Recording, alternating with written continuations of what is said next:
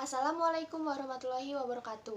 Kepada yang terhormat, Ibu Dr. Anda Latifah Hasan, selaku guru bahasa Indonesia saya, perkenalkan, nama saya Dia Juliana Putri dari kelas 12 MIPA 1 SMA Negeri 12 Kota Tangerang, ingin menyampaikan tentang ulasan novel fiksi yang sudah saya baca. Saya memilih novel ini. Novel ini berjudul Dia Adalah Dilanku tahun 1991. Novel ini menceritakan tentang kisah asmara antara dua remaja yang sedang jatuh cinta di bangku SMA. Di sini mereka sudah resmi berpacaran.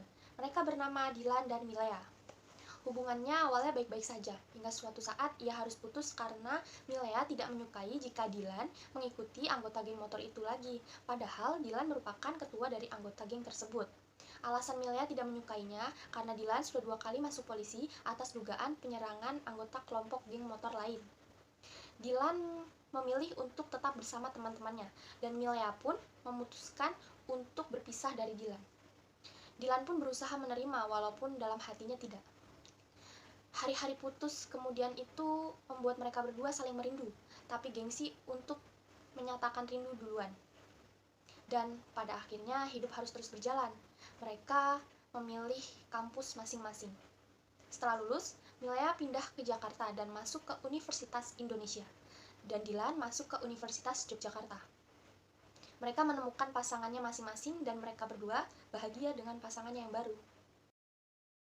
Yang pertama ada unsur intrinsik. Unsur intrinsik terdiri dari beberapa bagian, diantaranya yang pertama tema. Tema ini percintaan dan persahabatan. 2 alur yang digunakan itu alur mundur. 3. Latar. Latar tempatnya ada di Bandung, latar waktunya pada tahun 1991, dan latar suasananya yaitu bahagia, menyedihkan, serta mengharukan. 4. Penokohan. Dilan ditulis sebagai laki-laki yang pemberani, jago bela diri, serta bisa melindungi wanita. Sedang Milea merupakan wanita yang penyabar, penyayang, lemah lembut, serta perasa. Ada juga Wati yang berperan sebagai saudara Dilan. Ia merupakan sosok yang tegas dan penyayang. Dia juga bisa membantu ketika Dilan dan Milea sedang ada masalah. Yang 4, ada Pian. Pian merupakan teman baik Dilan. Pianlah yang membantu untuk Dilan agar bisa berhubungan dengan Milea. Lalu sudut pandang. Sudut pandang yang digunakan yaitu Milea, tokoh utama atau pelaku utama. Keenam, gaya bahasa. Gaya bahasa yang digunakan yaitu bahasa yang ringan dan sederhana, yaitu bahasa sehari-hari. 7. Amanat. Amanat yang saya dapat dari novel ini, yang pertama yaitu jadikanlah masa lalu sebagai evaluasi untuk kedepannya. Kedua, kisah percintaan tidak harus berujung bahagia. Kadang kita harus sakit hati dulu untuk menemukan pasangan yang benar-benar pas dengan kita. Lalu ada unsur ekstrinsik. Unsur ekstrinsik meliputi beberapa bagian, diantaranya 1.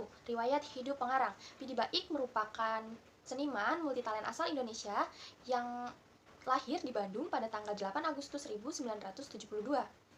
Ia merupakan seorang penulis novel, penulis buku, komikus, ilustrator, dosen, pencipta lagu, serta musisi. Ia sudah banyak menerbitkan novel-novel atau buku. Dan yang bikin namanya melejit yaitu novel Dilan 1990, Dilan 1991, dan Milea Suara dari Dilan. Ia mendapat penghargaan pada tahun 2017 oleh IKAPI dalam kategori Write of the Year. Dia juga memiliki grup band yang bernama The Panas Dalam. Lalu yang kedua yaitu nilai-nilai yang terkandung dalam novel Dilan 1991. Yang pertama, nilai agama.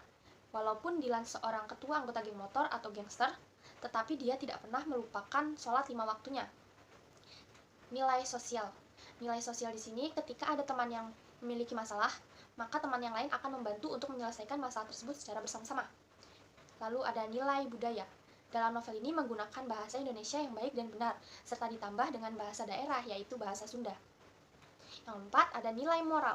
Nilai moral yang dapat saya ambil yaitu kedua ibu mereka, Ibu Dilan dan Milea, merupakan sosok ibu yang hebat karena mereka bisa menasehati anak-anaknya dalam hal apapun.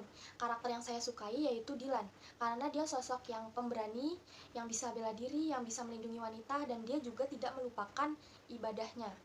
Dan saya kurang suka dengan karakter Milea di sini karena ia terlalu mengekang kehidupan Dilan. Padahal setiap orang memiliki batasan kehidupan yang berbeda-beda. Kekurangan dari novel Dilan 1991 tidak terlalu signifikan. Hanya saja beberapa humor terkesan seperti agak terlalu dipaksa atau bisa disebut dengan berlebihan. Lalu, untuk kelebihan dari buku ini, yang pertama, bahasa yang digunakan itu sangat ringan dan mudah dimengerti, dan dialog yang digunakan juga terasa seperti hidup. Kedua, alurnya yang sangat menarik.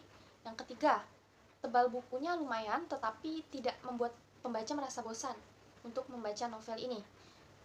Tulisan di dalam bukunya juga enak untuk dibaca, tidak membuat pusing. Manfaat yang bisa saya ambil dari buku novel Dilan 1991 yang pertama, jika ingin mengambil keputusan harus dipikirkan terlebih dahulu. Jangan pernah mengambil keputusan ketika sedang marah atau emosi, karena itu hanyalah keinginan sesaat. Kedua, kita harus menjadikan masa lalu sebagai evaluasi agar tidak mengulangi kesalahan yang sama di masa depan. Yang ketiga, jangan terlalu mengekang kehidupan seseorang, karena seseorang sangat tidak suka dikekang. Setelah ini, saya akan melampirkan quotes-quotes atau kutipan dari novel Dilan 1991 yang sangat saya suka. Oke, sekian dari saya. Kurang lebihnya mohon maaf. Terima kasih. Wassalamualaikum warahmatullahi wabarakatuh.